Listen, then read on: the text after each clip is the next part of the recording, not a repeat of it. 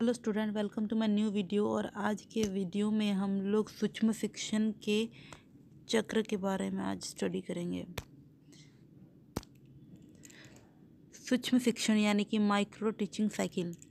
सूक्ष्म शिक्षण में संपूर्ण शिक्षण एक चक्र के रूप में संपादित किया जाता है।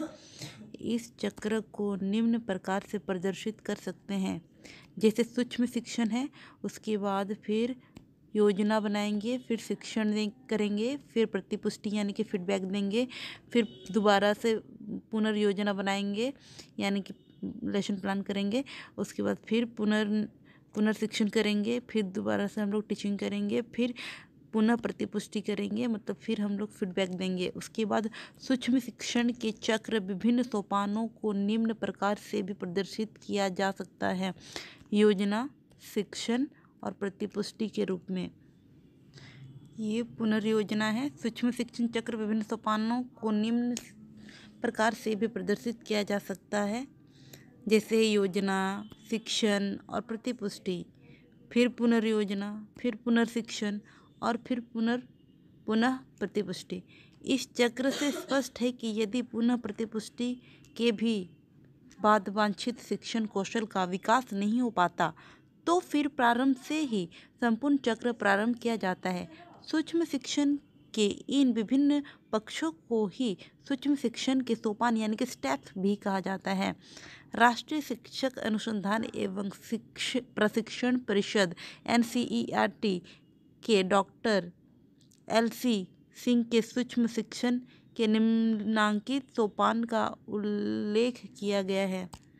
पहला है अर्थ स्पष्टीकरण। डॉक्टर सिंह के अनुसार सूक्ष्म शिक्षण प्रविधि का सबसे प्रथम सोपान शिक्षण प्रशिक्षकों तथा छात्राध्यापकों को सूक्ष्म शिक्षण का एवं प्रयोग विधि का सैद्धांतिक ज्ञान प्रदान करना है। इस प्रकार के प्रारंभिक ज्ञान के आधार पर ही सूक्ष्म शिक्षण का वास्तविक प्रयोग कर सकते हैं। दूसरा है शिक्षण कौशल की चर्चा। शिक्षण प्रशिक्षकों द्वारा छात्राध्यापकों को जब सूक्ष्म शिक्षण का अर्थ स्पष्ट हो जाए तो उन सबको मिलाकर एक शिक्षण कौशलों की चर्चा करनी चाहिए जिनका विकास उन्हें करना है। इस संबंध में इतना कहा जा सकता है कि स्तर पर कम से कम 5 शिक्षण कौशलों को निश्चित कर लेना चाहिए जिसका विकास करना है। शिक्षण कौशलों का विकास करने के लिए बड़ौदा के MS विश्वविद्यालय के शिक्षा के उच्च स्तरीय अध्ययन केंद्र द्वारा प्रकाशित विशिष्ट शिक्षण कौशलों की पुस्तिका की सहायता ली जा सकती है। इसके अलावा कुछ अन्य विद्वानों ने भी कुछ शिक्षा कौशलों का उल्लेख प्रस्तुत अध्याय के अंतर्गत ही आगामी पृष्ठों में किया है।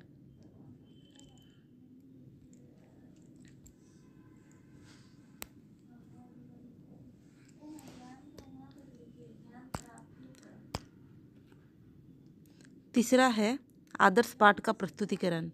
जिन शिक्षण कौशलों का विकास करना है उनका जब निर्धारण हो जाए तब छात्राध्यापकों के सम्मुख किसी प्रशिक्षित तथा अनुभवी प्रशिक्षकों के द्वारा उनमें से किसी एक या 2 शिक्षण कौशलों को अध्ययन में रखकर प्रदर्शन पाठ देना चाहिए।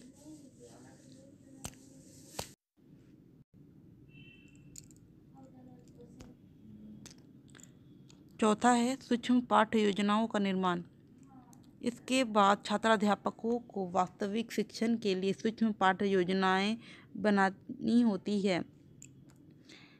एक सूक्ष्म पाठ योजना एक शिक्षण बिंदु से संबंधित होती है और इतनी लंबी होती है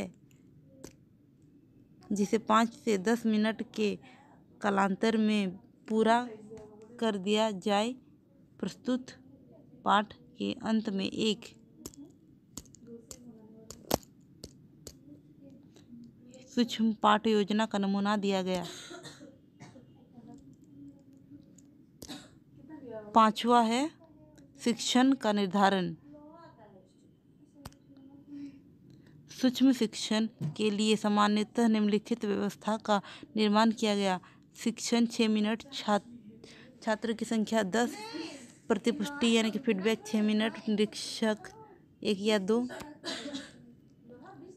पुनर्योजना 12 मिनट, पुनर्शिक्षण 6 मिनट, पुनः प्रतिपुष्टि 6 मिनट, टोटल मिला के 36 मिनट का टाइम लेना होगा।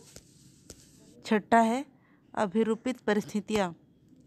अभिरूपित परिस्थितियों में पहले छात्र अध्यापकों के कुछ साथी ही छात्र बन जाते हैं तथा उनमें से कोई एक छात्राध्यापक सूक्ष्म शिक्षण के द्वारा अपने ही साथियों को शिक्षा प्रदान करता है।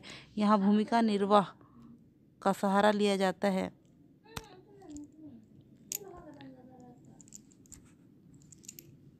साथ है शिक्षण कौशल का अभ्यास।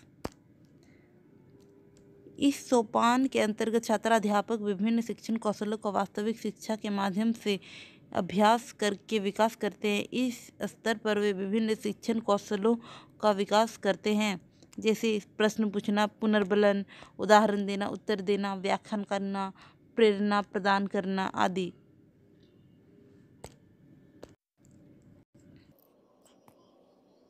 आठवां है प्रतिपुष्टि यानी कि फीडबैक।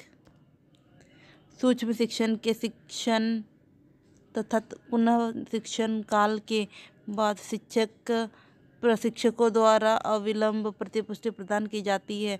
यह प्रतिपुष्टि प्रदर्शन पाठ निश्चित व निर्धारित शिक्षण कौशल के संदर्भ में हो सकती है। 9वां नंबर है शिक्षण समय, टीचिंग टाइम। जिस शिक्षण चक्र का पहले उल्लेख किया गया है उसे पूरा करने में करीब 35 या 36 मिनट का समय लग जाता है।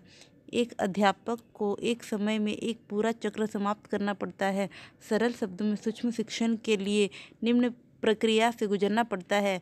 पहला है, सबसे पहले शिक्षक, प्रशिक्षक तथा छात्राध्यापक मिलकर कुछ शिक्षण कौशलों को परिभाषित करते हैं। दूसरा है छात्राध्यापक के सम्मुख शिक्षक, प्रशिक्षक या कोई अन्य दक्ष व्यक्ति सूक्ष्म प्रशिक्षण विधि के द्वारा कुछ छात्रों को पढ़ाकर प्रदर्शन करता है अथवा किसी भी चलचित्र द्वारा यह प्रदर्शन किया जाता है। तीसरा है छात्राध्यापक सूक्ष्म पाठ योजनाएं सीखते हैं। चौथा है छात्राध्यापक वास्तविक रूप से 5 या 10 छात्रों की कक्षा या 5 या 6 मिनट के कालांश में कोई एक शिक्षण बिंदु पढ़ाता है तथा निरीक्षण उसके शिक्षण का अवलोकन करते हैं।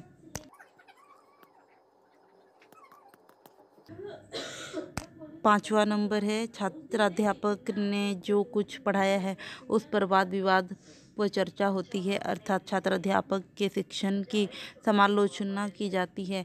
इसको अपने शिक्षण की कमजोरियों का पता चल जाता है। अपने पूर्व शिक्षण की आलोचनाओं के प्रकाश में छात्राध्यापक दोबारा सूक्ष्म पाठ्य योजना बनाता है। सातवां है दोबारा बनी पाठ्य योजना के आधार पर छात्राध्यापक पुनः शिक्षण कार्य करता है। आठवां है पुनः शिक्षण की पुनः आलोचना की जाती है। नौवां है इस प्रकार के आलोचना के आधार पर छात्राध्यापक पुनः पाठ्य योजना बनाता है और पुनः पढ़ाता है। यह क्रम उस समय तक चलता रहता है जब शिक्षण के नवीन आयाम तक कि छात्राध्यापक पूर्व निर्धारित शिक्षण कौशल का स्थायी रूप से विकास नहीं कर लेता।